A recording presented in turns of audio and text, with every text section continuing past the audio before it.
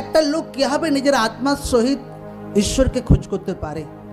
আপনি যখন সাক্ষ্যকে শোনেন, আচ্ছা অমুক ভাই সুস্থ হয়েছে, অমুক বোন সুস্থ হয়েছে, আপনাকে একটা একটা টেস্টিমনি আত্মার সহিত রিসিভ করতে হবে, বাক্য আত্মার সহিত রিসিভ করতে হবে, প্রার্থনা আত্মার সহিত রিসিভ করতে হবে, বিনা ভয়ে বিনা লজ্জায়।